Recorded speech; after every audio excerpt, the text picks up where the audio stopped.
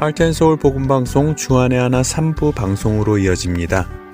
주안의 하나 3부에는 하나님의 말씀이 오늘날 우리 손 위에 성경이 되어 전해지기까지 그 놀라운 여정을 따라가는 성경의 역사, 야고보 사도가 전한 서신서를 읽으며 묵상하는 시간인 야고보의 편지와 성경의 인물들과 사건을 만나는 바이블 드라마, 그리고 고전 설교를 소개해드리는 성도들에게 준비되어 있습니다. 먼저 성경의 역사 함께 들으시겠습니다.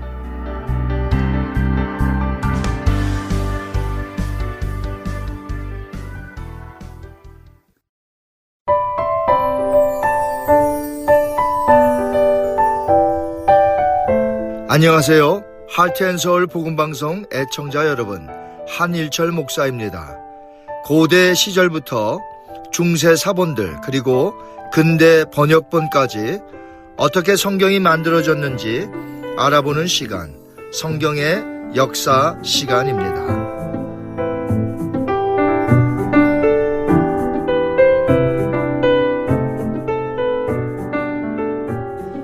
저는 계속해서 성경의 역사에 대해서 배우고 있습니다. 오늘은 근세 번역본에 이르기까지에 대해서 말씀을 드리려고 합니다. 저희는 성경 원본 오리지널에서 시작하여 그 원본을 그대로 베끼는 필사된 성경, 다른 말로 사본들을 살펴보았습니다. 여기까지는 성경에 기록된 원어 그대로를 사용했다는 것이 똑같습니다. 왜냐하면 성경이 처음에는 유대인들만의 소유였고 그들이 히브리어만을 사용했기 때문에 번역이 필요 없었던 것이죠. 그래서 사본들도 전부 히브리어로 동일하게 그대로 베껴서 쓴 필사된 것입니다. 하지만 시대와 상황의 변화로 인해서 성경을 완전 히브리어로 읽기가 어렵거나 전혀 읽을 수 없는 상황이 벌어지게 된 것입니다. 그래서 주전 2세기에서 3세기경에 히브리어 사본을 헬라어로 번역한 작업이 이루어졌다고 제가 말씀을 드렸습니다. 그것이 최초의 번역본인데요. 70인역, 70인경, 다른 말로 더 septuagint라고 말씀을 드렸습니다. 그 성경이 최초로 다른 나라 언어로 번역이 된 것입니다. 물론 신약시대에는 헬라어가 국제 공용어였기 때문에 신약 성경 27권은 전부 헬라어로 기록이 되었죠. 하지만 세월이 흐르면서 신약 역시 다른 언어로 번역이 필요한 상태에 이르게 됩니다.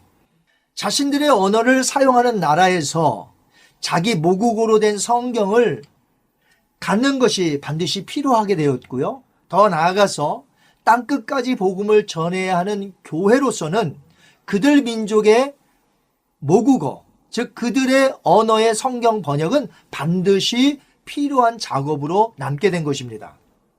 그래서 성경에는 수많은 번역본들이 생겨나게 된 것이고요. 지난번에 제가 말씀을 드린 대로 성경을 자국어로 번역하기까지 순교를 당한 수많은 사람들이 중세 시대에 있었다는 것입니다. 솔라 스크립투라를 외치며 성경을 온 국민들에게 자국어 성경을 갖게 하기 위하여 힘썼던 성경 번역의 역사는 참으로 위대한 것이었습니다. 중세의 독일어, 프랑스어로 된 성경들이 많이 번역이 되었고요. 마틴 루터와 동시대 사람이었던 영국인 윌리엄 틴데일의 영어 번역으로 인해서 틴데일 성경이 나왔고 그 성경의 70%를 기초로 하여 생겨난 그 뛰어난 성경이라고 말하는 바로 그 유명한 킹 제임스 버전 흠정역이 나오게 된 것입니다. 1611년 영어 성경의 금자탑이라고 불리는 The King James 버전이 출간되었습니다. 이 성경은 제임스 1세 황제의 지시로 이루어진 것으로서 영문학에서도 지대한 영향을 끼치게 됩니다. 어떤 이들은 오래된 역본을 선호합니다. 그래서 킹 제임스 버전만을 고집하기도 합니다만 분명 킹 제임스 버전이 뛰어난 것은 사실이지만 그렇다고 다른 영어 번역본을 무시하고 다른 영어 번역본은 볼 필요조차도 없다고 하는 것은 바람직하지 않습니다. 킹 제임스 성경은 발행 후 300년간 최고의 성경으로 여겨왔으나 고체로 되어 있기에 읽기 힘들어하는 이들이 많아졌습니다. 그래서 개정이 필요하다고 느낀 번역된 성경 ERV가 1885년에 출판되었습니다. 그리고 미국에 알맞게 출판하게 된 것이 1901년 미국 표준 성경 American Standard Version입니다. 그런데 10년이 못 되어 개정의 필요성이 생겨나 새롭게 번역된 것이 RSV 버전 되겠습니다. 그 외에도 영어 번역본에는 NIV, Good News Bible, The Living Bible, New English Bible 등 수많은 번역본들이 이제 나오게 되었죠. 20세기 중엽까지 수많은 언어의 번역본들이 생겨났는데요. 무려 1,500여 종의 이상의 언어와 방언으로 번역이 되었습니다. 그리고 지금까지 엄청난 숫자가 더욱더 발전되게 됩니다. 그럼 우리말 성경의 역사는 어떻게 되었을까요? 한글로 번역된 성경의 시작은 한국에 파송된 선교사님들의 역사와 함께 시작되었다는 것이죠. 공식적으로는 언더우드와 아펜젤러가 한국 프로테스탄트 교회의 첫 선교사들로 알려져 있습니다. 하지만 처음에 한국어로 성경을 번역한 사람은 그들이 아니었고요. 스코틀랜드의 연합장로교회 선교사로 중국에 파송된 존 라스가 바로 한국어 성경을 최초로 번역한 사람입니다. 존 라스 선교사는 중국어 성경을 들고 1874년과 1876년 한중 국경지대에 와서 한국인들에게 복음을 선포했으나 큰 성과는 거두지 못했습니다. 그래서 그는 한국어 성경을 번역하기로 마음을 먹고 한국어 성경 번역을 시작한 지 11년 뒤인 1887년에 신약 성경을 우리말로 출간하게 됩니다. 라스가 스코틀랜드에 보낸 선교 보고에 따르면 우리말 성경 번역을 위해서 그가 사용한 본문은 로마 캐톨릭 교회 사본에서 나온 영국의 ERV와 중국어 성경이었다고 합니다. 그런데 존 라스 선교사보다 몇 년 일찍이 이수정이란 분이 일본에서 예수님을 믿게 되는데 미국 성서 공의의 도움으로 1884년에 최초로 신약전서 마가복음을 한글로 번역하게 됩니다. 한국 프로테스탄트의 첫 선교사 언더우드와 아펜젤레는 1885년 인천에 상륙하면서 이수정이라는 분이 번역한 마가복음을 가지고 들어온 것입니다. 이수정이라는 분이 개신교 선교사였던 아펜젤라와 언더우드 선교사를 일본 요코하마에 같이 체류했을 때에 한국어를 가르쳐 주었다고 합니다. 이렇게 신약만 한글로 성경을 번역한 것이 있었는데 1893년에 미국 성경협의회 지원을 받아서 1906년에 드디어 구약 성경까지 출간이 됩니다. 이제 신구약 성경 전체를 다 번역한 완성된 성경이 1911년 3월에 출간하게 됩니다. 언더우드와 아펜젤러 선교사님을 중심으로 한국의 교계 지도자들이 함께 번역한 이 성경은 최초의 공식적인 한글 성경으로 인정받게 됩니다. 그 뒤로 개정을 하고 철자 수정과 얼마간의 본문 수정을 거쳐서 1961년도에 성경 전서 한글 개혁판이 고정되어 수십 년간 한국에서 거의 모든 교인들이 보는 국민적 성경으로 자리매김을 한 것이죠. 한글 개혁 성경입니다. 그 뒤로 카톨릭에서 사용하는 공동 번역본이 이제 생기게 되었고요. 표준 세번역, 현대인의 성경, 또 바른 성경, 우리말 성경, 쉬운 성경, 그리고 이 개혁 성경, 또 개혁 개정판, 이렇게 지금 현재 우리가 사용하고 있습니다. 저에게는 히브리어, 헬라어, 직역 성경이 있고요. 그리고 킹 제임스 버전을 한글로 그대로 번역한 이 영한 대조본 성경이 있습니다. 구약 히브리어 성경을 목차 그대로 따라 번역한 또 세즈문 구약 성경도 있습니다. 그럼 2020년 기준으로 번역본 성경은 전 세계적으로 얼마나 많이 번역되어 사람들이 갖고 있을까요? 매우 궁금하지 않겠습니까? 가장 최근인 것이 세계 성서 번역 현황 보고서에 따르면 지구상 총 7,350개의 언어 중 신약 전서는 1,547개 언어로, 단편 성경은 1,123개 언어로 각각 번역이 되었다고 합니다. 지금은 그때보다는 또 많이 번역이 되어 있을 줄 알아요. 신구약 성경 전서로는 692개의 언어로만 번역이 되었습니다. 이렇게 자국어로 66권 신구약 성경 번역본을 가지고 있다면 정말 그 민족은 축복받은 민족에 해당이 됩니다. 그러니까 저와 여러분이 얼마나 이 66권의 번역본이 있다는 것 자체가 우리 민족은 축복받은 민족이라는 것이죠. 왜냐하면 지구상 7,350개의 언어 중에서 오직 692개의 언어만이 신약과 구약 66권의 성경 전체 번역본 책을 가지고 있다는 것이에요. 그러니까 전부 3,395개 언어로 번역이 된 상태인데 인구 숫자별로는 약 81%의 인구가 번역된 것을 전체 번역이든 또 단편이든 신약만이든 갖고 있다는 사실입니다.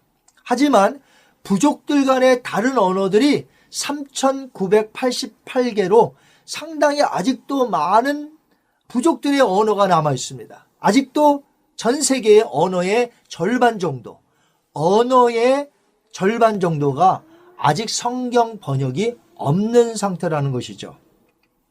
2015년에서 2019년까지 5년 기준으로 볼 때에 성경 번역이 270개 언어로 더 번역이 되었습니다. 270개 언어를 사용하는 자들의 숫자는 무려 17억 명이나 되고요. 지난 5년간 많은 일을 하나님의 은혜 가운데 이루어낸 것입니다. 오늘 기준으로 전 세계 57억 명이 모국어 성경을 갖고 있습니다. 놀라운 번역의 결과이죠. 그럼에도 불구하고 지금 이 순간에도 전 세계 인구 중 총 15억 명의 사람들은 여전히 자신의 언어로 된 성경 전서를 기다리고 있다고 대한성서공회는 밝히고 있습니다. 이처럼 계속 번역에 힘을 쏟는다면 언젠가는 모든 민족이 사용하는 자기네 방언에 따라 번역본 성경을 갖게 될 것입니다. 신구약 66권의 성경 전체를 다 번역한다는 것은 참으로 힘든 일입니다. 번역한다는 것이 결코 쉬운 일이 아니기에 결국에 신구약 66권은 다 아닐지라도 신약 혹은 신약 중 단편이라도 번역되어 모든 부족들이 한 부족도 빼놓지 않고 갖게 되는 날이 속히 오기를 기대해 봅니다. 세계 성서공회 연합회는 지난 2018년부터 약 6억 명의 사람들이 모국어로 성경을 새롭게 접할 수 있도록 한다는 목표로 20년 프로젝트를 전개하고 있습니다.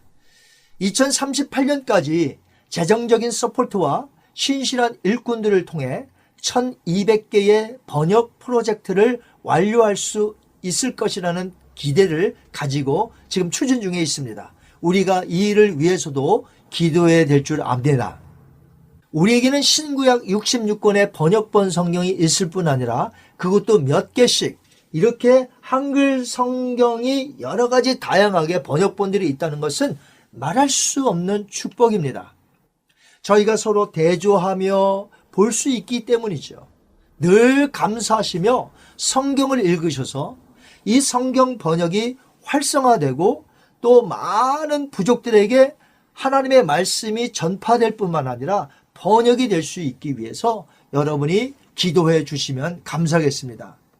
하나님의 말씀 마태복음 28장 18절부터 예수께서 나와 말씀하여 이르시되 하늘과 땅의 모든 권세를 내게 주셨으니 그러므로 너희는 가서 모든 민족을 제자로 삼아 아버지와 아들과 성령의 이름으로 세례를 베풀고 내가 너에게 분부한 모든 것을 가르쳐 지키게 하라. 볼지어다 내가 세상 끝날까지 너희와 항상 함께 있으리라 하시니라. 아멘. 저희가 전 세계에 나아가서 선교할 때에 교회만 세우는 것이 아니라 교회를 세우고 미전도 종족인들에게 그들의 모국어로 된 성경을 번역하여 가질 수 있게 하는 것이 바로 교회의 사명이라는 것이죠. 그래서 하나님의 말씀이 보급될 뿐 아니라 그들의 언어로도 그 부족들이 꼭 번역된 자신만의 언어로 된 성경을 가질 수 있도록 우리가 이를 위하여 기도하시고 후원하시며 하나님의 나라가 든든히 설 수 있도록 우리가 힘써 나가야 될 줄 믿습니다.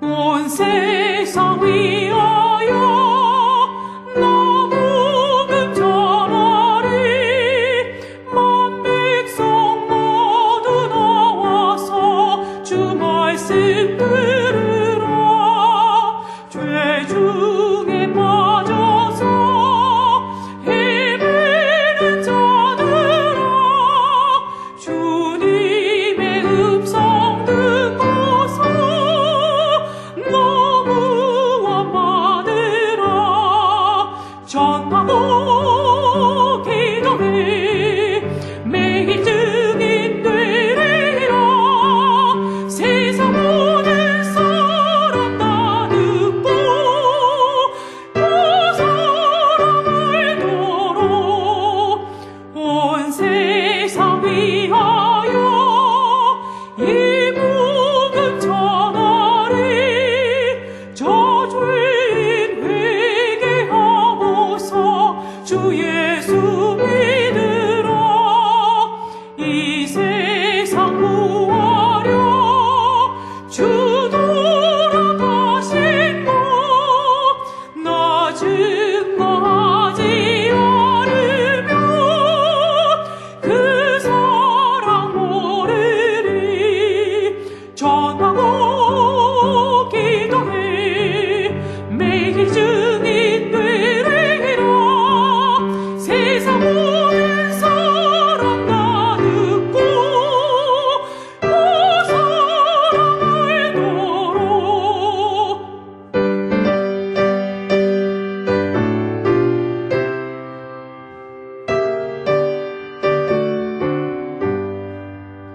온 세상 위하여 주 은혜 임하니 주 예수 이름 힘입어 이 복음 전하자 먼 곳에 나가서 전하지 못해도 나 어느 곳에 있든지 늘 기도 힘쓰리 전하고 기도해 매일 증인 되리라 세상 모든 사람 다 듣고 그 사랑을 도록 야고보의 편지 함께 들으시겠습니다.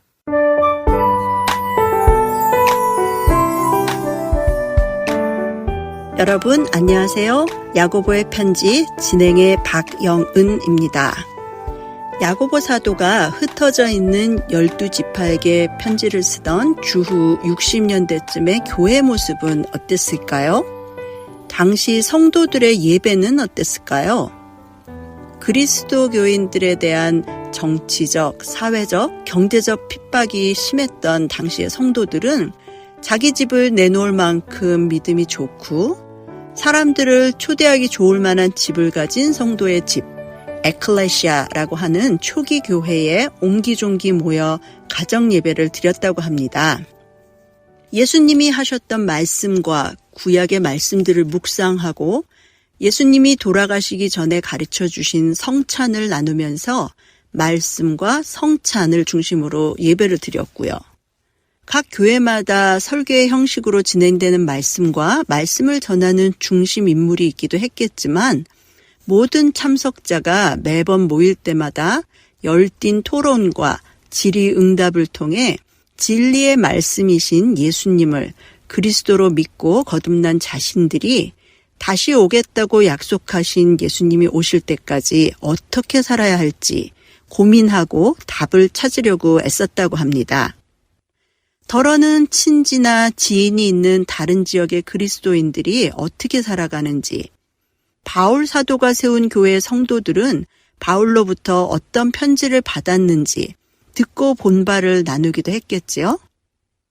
바울 사도가 갈라디아나 로마에 보낸 편지에는 지나친 형식과 외식하는 행동은 구원과 아무 상관이 없고 십자가에 달려 돌아가신 예수님이 하나님이 약속하신 메시아였다는 것과 우리 죄를 위해 십자가에 달려 돌아가셨지만 사망을 이기고 부활하셨다는 것을 믿기만 하면 구원에 이를 수 있다고 적었다더라 하는 이야기를 수군대는 이들도 있었겠지요. 야고보 사도는 흩어진 12지파 중에 이런 말씀을 왜곡하거나 잘못 이해해서 예수님의 가르침을 실천하지 않고도 이를 믿기만 하면 된다고 생각하는 이들을 앞에 두기라도 한 듯 행동하는 신앙을 거듭 강조하십니다. 야고보서 1장 22절에서 25절입니다. 너희는 말씀을 행하는 자가 되고 듣기만 하여 자신을 속이는 자가 되지 말라. 누구든지 말씀을 듣고 행하지 아니하면 그는 거울로 자기의 생긴 얼굴을 보는 사람과 같아서 제 자신을 보고 가서 그 모습이 어떠했는지를 곧 잊어버리거니와 자유롭게 하는 온전한 율법을 들여다보고 있는 자는 듣고 잊어버리는 자가 아니요 실천하는 자니 이 사람은 그 행하는 일에 복을 받으리라. 또 2장 14절부터 26절 사이에도 간절한 목소리로 여러 가지 예를 들며 행동하는 신앙이 얼마나 중요한지 말씀하시죠. 그런데 종종 야고보 사도는 행위를 통해 바울 사도는 믿음을 통해 구원을 얻는 것처럼 말씀하신 것으로 오해하는 사람들이 있습니다. 그러나 우리는 두 사도 모두 믿음과 행동이 똑같이 중요하다는 것과 진정한 믿음은 행동으로 드러나고 행동이 믿음에서 비롯되지 않으면 하나님과 아무 관계가 없다고 말씀하시는 것을 잘 알고 있습니다. 오히려 한 가지를 소홀히 하는 사람들을 향해 믿음과 행동이 똑같이 중요하다는 것을 강조하시는 것이 두 사도의 편지의 핵심일 것입니다. 그렇게 보면 야고보 사도가 편지를 보내실 때 이 편지를 받는 이들 중에는 열심히 말씀을 듣고 자기들끼리 모여 묵상은 했지만 자기들이 구원받았다는 것을 말로만 내세우면서 실제로는 가난한 이웃을 돌보거나 세상과 구별되어 사는 일에는 소홀했던 이들이 많았던 모양입니다. 그러니까 이런 편지를 보내셨겠죠? 저도 야고보 사도가 걱정스럽게 여겼던 당시 편지의 수신자들처럼 이웃을 몸으로 돌보기보다는 어디 앉아서 말씀을 묵상하는 것을 훨씬 더 좋아하는 사람이라 야고보 사도의 편지를 읽을 때마다 좀 불편해집니다. 너무나 분명하게 말씀을 읽고도 행하지 않는 사람은 자신을 속이는 자요. 그러고도 능히 자신을 구원하겠느냐 하고 바로 앞에서 엄중한 목소리로 꾸짖으시니 뜨끔하지 않겠습니까? 더 나아가 하나님이 존재하시는 것과 그분이 어떤 분인지는 귀신들도 안다고 조소 섞인 말씀을 하시면서 행함이 없는 믿음은 죽은 것이라고 단언하시는 대목에서는 야고보 사도님 정말 너무하신 것 아니야? 하는 생각까지 듭니다. 야고보 사도의 말씀과는 정반대로 하나님은 행위를 보지 아니하시고 믿음을 보신다는 말씀 여러분도 들어보셨죠? 예수님의 공생애 동안 가장 많이 나무라신 이들도 행위라면 절대 아무에게도 뒤지지 않을 바리새인들이었고요. 믿음으로 의에 이른다고 강조하고 다닌 바울 사도 자신이 다메섹으로 가는 길에 예수님을 만나기 전까지는 누구 못지않은 행동주의자였습니다. 바울 사도는 예수님을 만난 후에 우리 인간의 행동으로는 율법의 참 뜻에 절대로 미칠 수 없다는 것과 온전히 죄 없으신 예수님이 십자가에 제물로 바쳐져 그것을 믿는 것만으로 구원에 이르게 되었다는 감동에 흠뻑 젖어서 행위가 아니라 믿음으로 의에 이른다는 진리를 가는 곳마다 이야기하고 적는 편지에서마다 강조하셨죠. 저도 바울 사도의 말씀이 그저 거기서 끝나지 않는다는 것을 알면서도 제가 세상을 위해 무엇을 해야 하거나 제가 가진 것을 내놓아야 하는 상황이 오면 슬그머니 바울 사도의 말씀 중에서 제가 필요한 부분만 가져다 되뇌이며 행위가 아니라 믿음이 중요한 거지 핑계를 대며 뒤로 빠지곤 했습니다. 또 야고보 사도의 준엄한 목소리가 부담스러울 때면 종교개혁의 선두에 섰던 마틴 루터도 야고보의 편지를 지푸라기 서신이라고 했다잖아 스스로를 위로했습니다. 그러나 아무리 제 마음에 찔림이 있고 또 그 찔림에서 벗어나고 싶어서 바울이나 마틴 루터의 말씀을 편한 대로 가져다 붙여도 야고보 사도가 전하는 말씀의 참 뜻을 외면할 수는 없었습니다. 제가 하나님의 사랑과 성령님의 도우심으로 예수님의 십자가 복음이 온전히 믿어졌을 때 그 믿음의 선물을 받은 날 온 세상이 나와 똑같은 믿음을 가진 이들로만 가득 찬 세상으로 변하거나 또 제가 그 길로 천국에 바로 올라가는 것이 아니구나 무척 당황했던 기억이 있습니다. 좀 전과 똑같은 세상에 불현듯 계시의 영으로 모든 말씀이 진리인 것을 알게 된 제가 그리스도인으로 살아가게 된 것을 깨달았지요.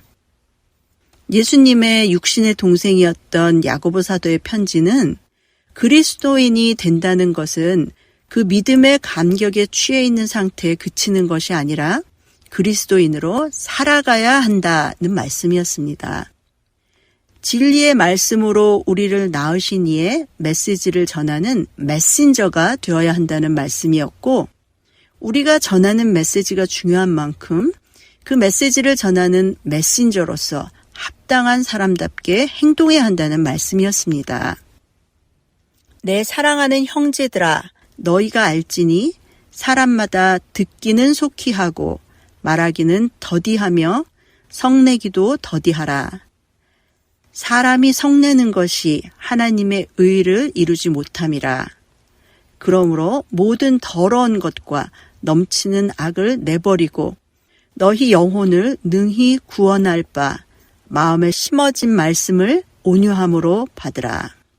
라는 야고보서 1장 19절에서 21절은 우리가 어떤 말씀을 어떻게 받아야 하는지 적고 계십니다. 바울 사도와 마틴 루터가 행위를 통해 구원에 이른다는 주장에 반기를 들었던 당시에는 세상에서 강조했던 행동들이 하나님으로부터 온 행동이 아니라 사람에게서 온 행동이라는 공통점이 있었습니다.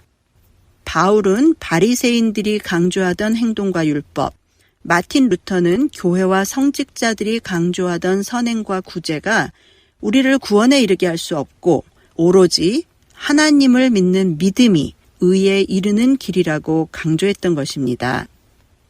독생자 예수를 십자가의 제물로 삼아 우리를 구원하신 하나님의 사랑을 믿는 믿음이 하나님의 의에 이르는 길이라는 그 깨달음을 나누고 싶었던 것이지요. 야고보 사도는 말씀을 들어서 알고도 행하지 않는 것은 자신을 속이는 것이라고 적고 계십니다. 말씀을 행하지 않으면서 기억할 수는 없다고 하십니다. 무엇보다도 말씀에서 강조한 하나님의 마음을 닮아가라고 하십니다. 하나님의 마음을 닮은 흩어진 그리스도인들이 각자의 자리에서 어떻게 행동해야 하는지 권고하십니다. 스스로를 경건하다고 생각하지 말고 자기 혀에 재갈 물리고 고아와 과부를 그 환난 중에 돌보고 자기를 지켜 새 속에 물들지 아니하는 것이 하나님 앞에서 정결하고 더러움이 없는 경건이라고 하십니다. 이런 행동은 구원의 말씀을 들어 하나님을 믿는 믿음이 생긴 이들이 선하신 하나님의 마음을 닮아가려고 할 때 그 안에서 솟아나는 자유롭게 하는 온전한 율법이라고 하십니다. 성경이 살아있는 책이라는 것은 말씀이 우리 한 사람 한 사람에게 하나님이 어떤 분이신지, 우리는 누구인지, 우리가 죽고 난 다음에는 무엇이 기다리고 있는지, 이 땅에 사는 동안 어떻게 살아야 하는지 1대1로 만나서 알려주신다는 의미가 있습니다.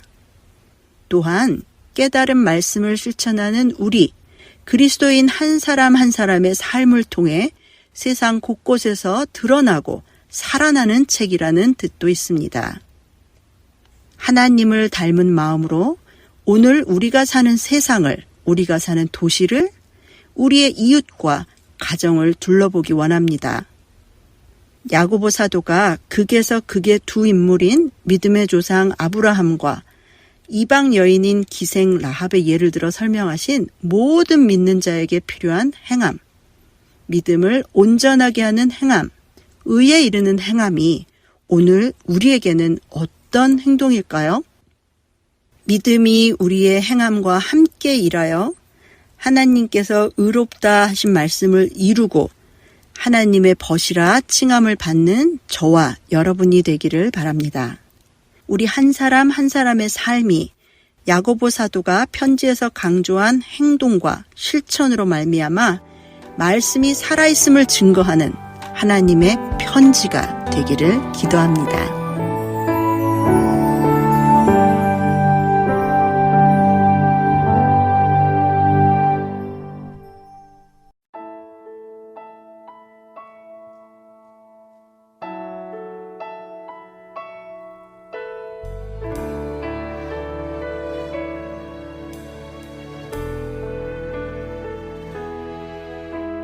주님 다시 오실 때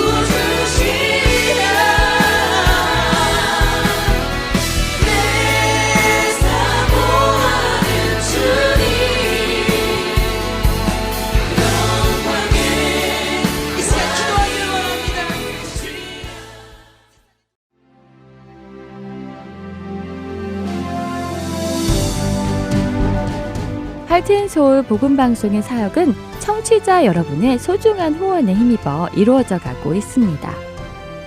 매월 정기적인 후원은 저희 사역을 계획하고 추진해 나가는 데 기초가 됩니다.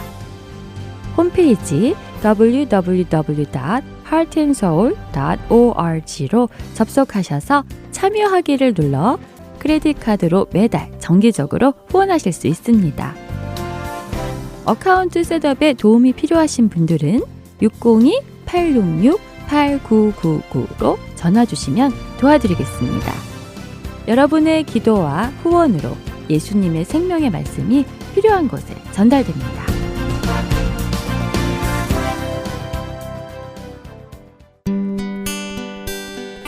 기쁜 소식 사랑으로 땅끝까지 전하는 하랜소.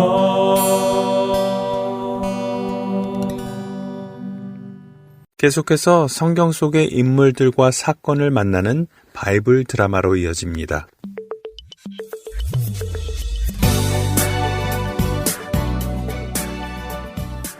애청자 여러분 안녕하세요. 바이블 드라마 열왕기 편 진행의 박윤규입니다. 겸손히 하나님의 뜻을 따라 남유다를 다스렸지만 교만함에 빠져 제사장 외에는 들어갈 수 없는 성전 안에 들어가 하나님 앞에 향을 피우려 했던 우시야 왕. 그는 나병에 걸려 부정한 자가 되어 왕궁 밖에서 살다가 그렇게 죽음을 맞았습니다.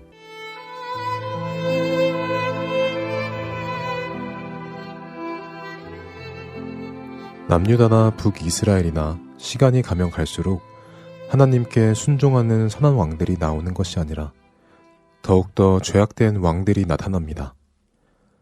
북이스라엘은 여로보암 2세의 아들인 스가랴가 왕이 됩니다. 스가랴 왕은 예전에 하나님께서 엘리사 선지자를 통해 아합 왕의 집안을 치도록 세움받은 예후의 4대손이었죠. 예후 왕이 악한 왕 아합 왕과 그의 아내 이세벨을 심판했지만 예후 왕 역시 하나님을 제대로 섬기지는 않았습니다. 하나님께서는 그런 예후에게 4대 동안 이스라엘을 다스릴 것을 말씀하셨죠. 스가랴는 그 예후의 4대손이었습니다. 스가랴는 북이스라엘의 왕이 된 후 선대 왕들처럼 우상을 섬기는 일을 멈추지 않았습니다. 그리고 그가 왕이 된 지 6개월이 되었습니다. 스가랴 왕의 부하 중에는 살룸이라는 사람이 있었지요.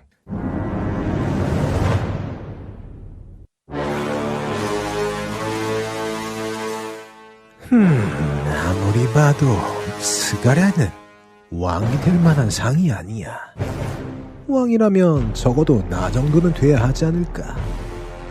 스가랴의 신하들이 스가랴보다 나를 더 믿고 따르니 아무래도 왕은 내가 되는 것이 맞을 것 같군. 그럼 기회를 봤어. 살룸은 자신을 따르는 사람들이 많은 것을 알고는 스가랴를 죽이고 자신이 왕이 될 계획을 짭니다. 그리고는 그 일을 실행에 옮기지요.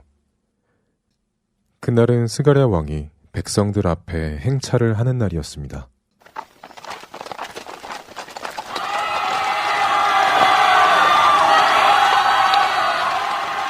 오, 나의 백성들. 나를 이리도 징송하는 것을 보니 기분이 좋구나.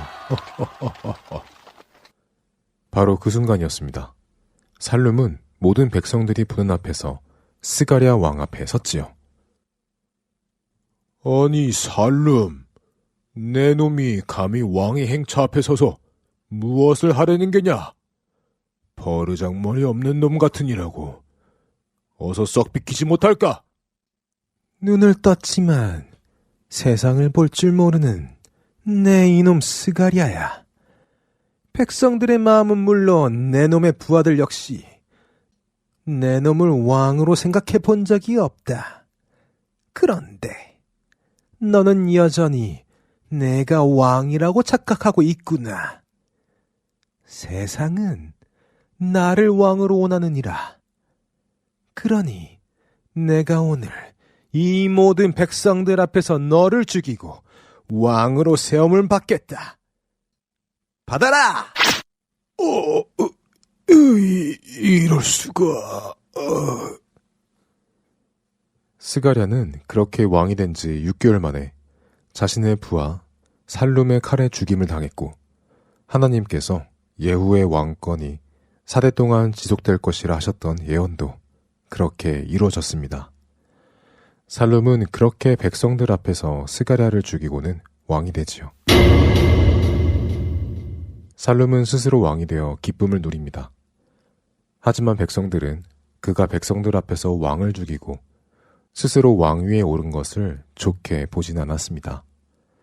그리고 불과 한 달도 되지 않았을 때 스가랴의 부하였던 므나헴이라는 사람이 살룸을 찾아옵니다. 살룸, 내 이놈, 네가 감히 스가랴를 죽이고 스스로 왕이 되었다고 생각하느냐? 나의 칼을 받아라. 아니, 이렇게 어무하게 내가 죽다니. 살룸은 그렇게 왕이 된 지 한 달 만에 므나헴의 손에 힘없이 죽어버렸습니다. 므나헴은 살룸을 죽이고 자신이 북이스라엘의 왕이 되지요.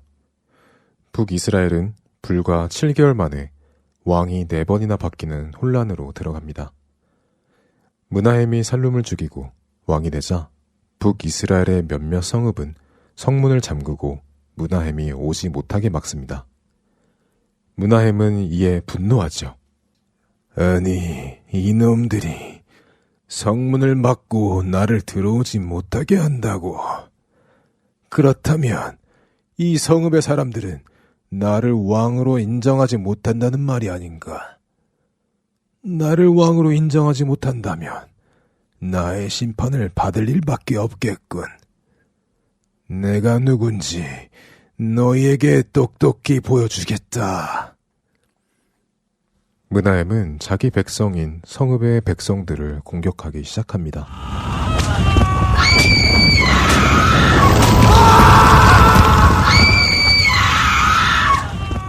그는 잔인하게 백성들을 죽이고 임신한 여인들의 배를 갈라 뱃속에 태아까지 죽이는 끔찍한 일을 벌이죠. 북이스라엘은 하나님을 떠나 점점 더 깊은 어둠 속으로 들어가고 있었습니다. 바이블 드라마 열왕기 편 다음 시간에 뵙겠습니다. 안녕히 계세요.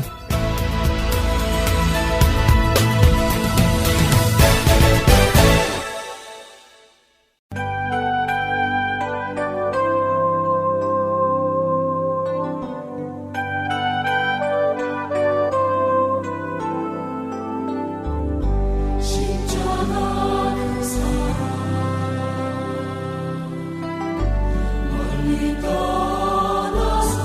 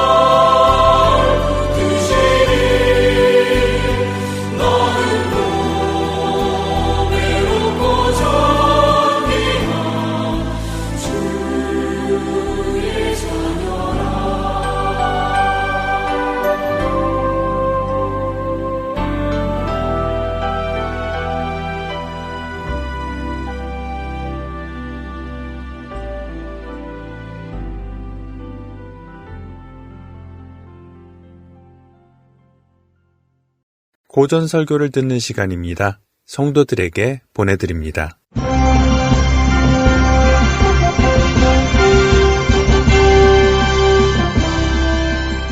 여러분 안녕하세요.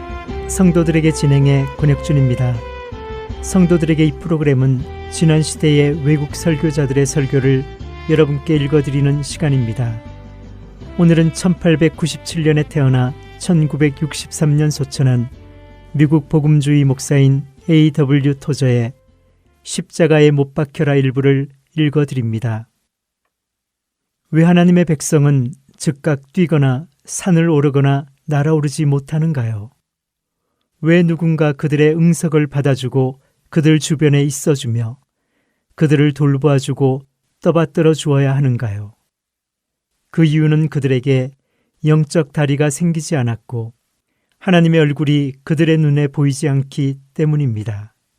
그들은 그분의 얼굴이 보이지 않는다고 불평하지만 사실 그리스도께서 우리를 위해 완전한 속죄를 이루셨기 때문에 하나님과 그리스도 사이에는 아무것도 막힌 것이 없습니다. 그리스도의 속죄는 우리를 대적하는 모든 것을 우리를 위한 것으로 바꾸어 버릴 만큼 완전했습니다. 그분의 속죄는 우리의 모든 과실을 우리의 공로로 바꾸어 버렸습니다. 우리에게 불리한 모든 것을 유리한 것으로 만들었습니다. 이것이 예수 그리스도의 속죄의 놀라운 결과입니다. 그런데 어째서 우리가 하나님과 우리 사이를 가로막는 베일을 제거하는 데는 그토록 오랜 시간이 걸리는가요? 그 베일을 걷어버리고 밝은 태양을 보며 믿음의 정상에 도달하는 것이 왜 그토록 늦어지는가요? 이렇게 된 것은 하나님의 책임이 아닙니다. 하나님은 우리가 전진하지 못하고 헤매는 것을 원하지 않으십니다. 그분은 그분의 자녀가 은혜 안에서 예수 그리스도를 아는 지식 안에서 성장하기를 원하십니다. 우리가 완전함으로 나아가는 것이 그분의 뜻입니다. 그분은 우리의 거룩함을 원하십니다. 그런데 왜 우리는 거룩해지기 위해 노력하지 않는가요? 가장 주된 문제는 우리가 우리 자신을 너무 사랑하기 때문입니다. 우리의 겉모양을 멋있고 아름답게 포장하려고 발버둥 치는 것이 우리의 문제입니다. 사람들은 자신이 성공의 길을 걷고 있다는 인상을 심어주기 위해 많은 돈을 씁니다. 그러나 그들의 가면을 벗겨보면 그들의 영과 마음과 생각이 얼마나 가난하고 보잘것없는지 알게 됩니다. 우리는 자신의 위신을 세우고 명예를 지키기 위해 내면적 가난을 필사적으로 숨깁니다. 우리는 세상에서 우리의 조그마한 위신이 무너지는 것을 원치 않습니다. 끝까지 그것을 붙들고 있습니다. 그러나 하나님께서는 우리의 위신이 다 무너지고 벌거벗은 모습을 드러내기 원하십니다. 그렇게 될 때까지는 우리에게 복을 주지 않으십니다. 우리가 결정권을 갖고 그분께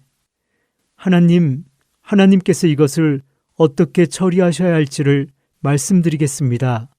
라고 말한다면 우리는 별 볼 일 없는 그리스도인에 불과합니다.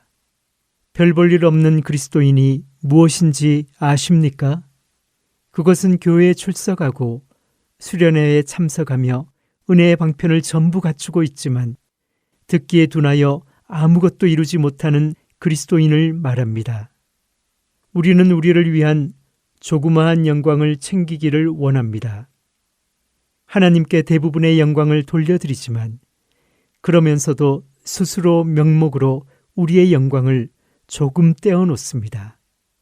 우리의 것을 그분께 다 드리지 못하고 우리 몫으로 조금 챙겨놓습니다. 또 우리는 늘 주먹을 약간 굳게 쥐고 자기 방어의 자세를 취하지만 사실 이런 자기 방어를 포기해야 합니다. 우리 교회에는 교회에 와서 기도하는 사람들에게 조언을 주곤 하던 한 여성도가 있었습니다.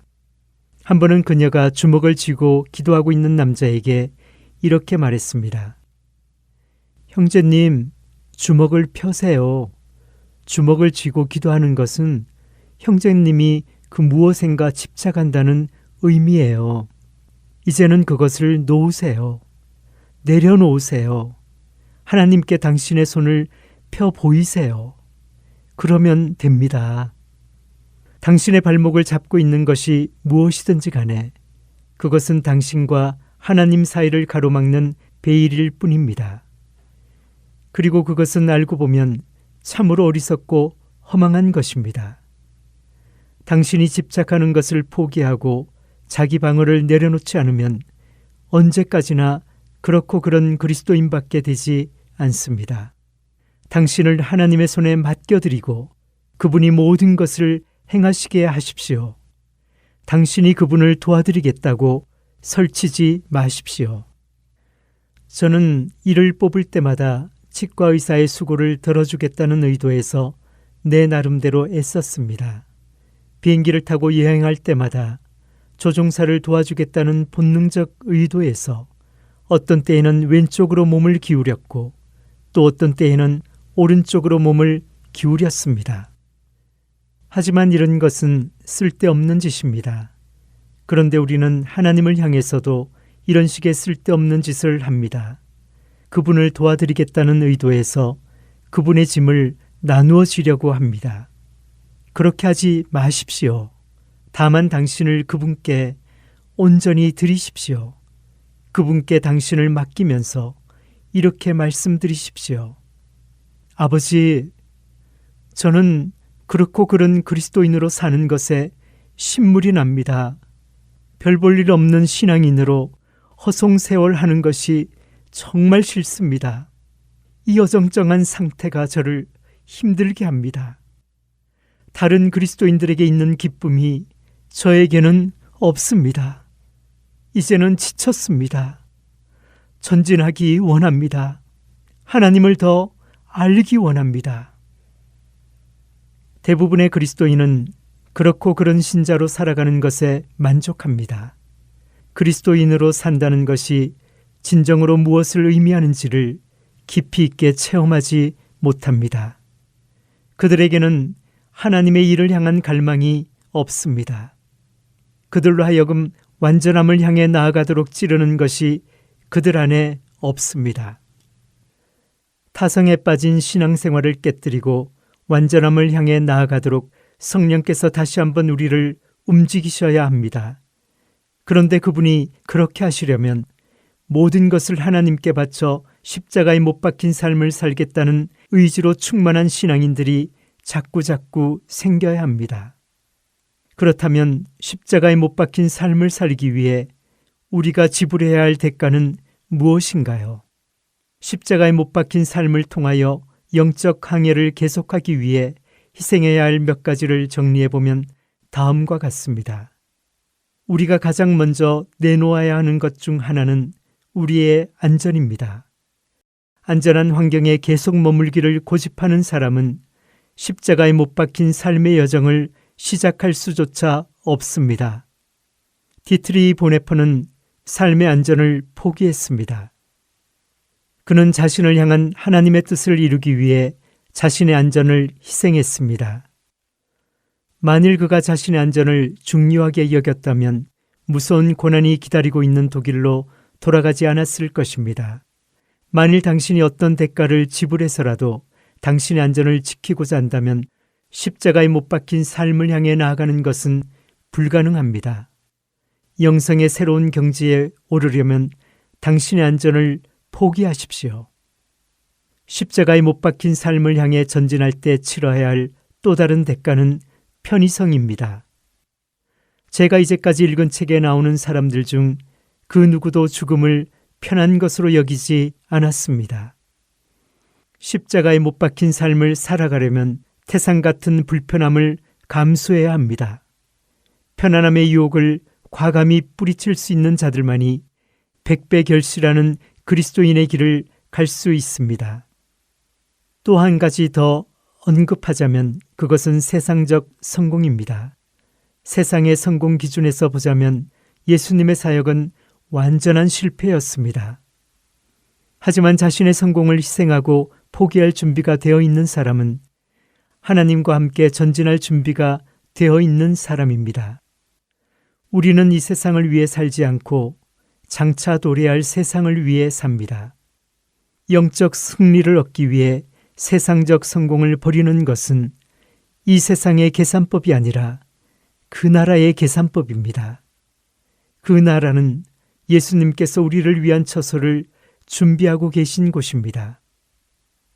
사실 세상의 성공을 대가로 지불하고 하늘 아버지의 호의를 얻는다는 것은 엄청난 특권이며 성도들은 바로 그 특권을 받은 자들입니다.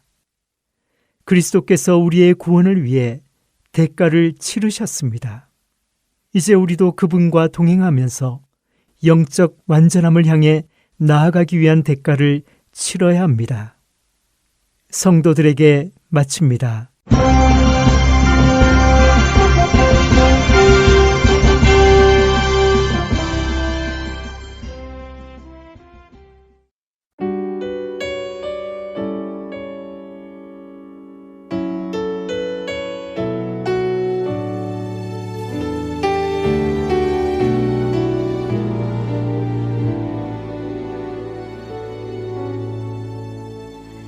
나는 아무것도 아닙니다. 주님의 사랑이 없으면 나는 아무것도 모릅니다. 주님의 지혜가 없으면 나는 아무것도 못합니다. 주님의 능력이 없으면 나는 한순간도 못 삽니다. 주님의 생명이 없으면 이제 내가 사는 것 아니요 그리스도 내 안에 사시니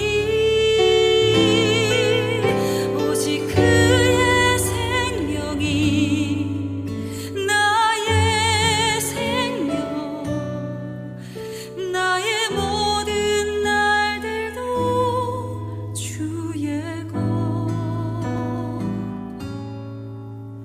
나는 오직 한 분 바랍니다. 나의 아버지 나의 구원 나의 주 같이 고백하겠습니다. 나는 아무것도 아닙니다. 아무것도 아닙니다. 주님의 사랑이 없으면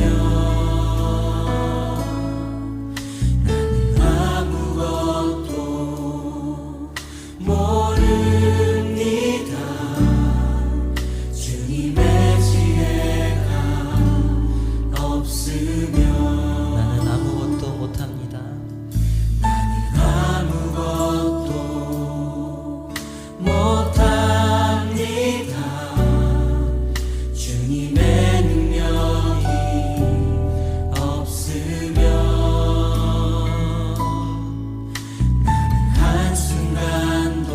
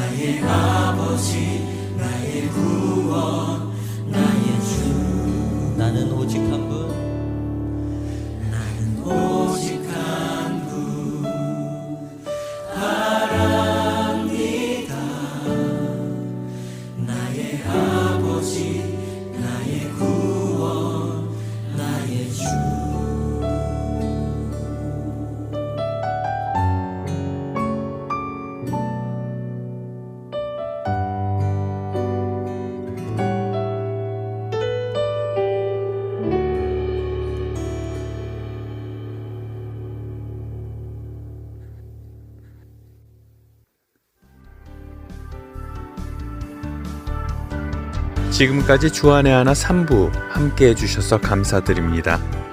계속해서 주안의 하나 4부로 이어집니다. 감사합니다.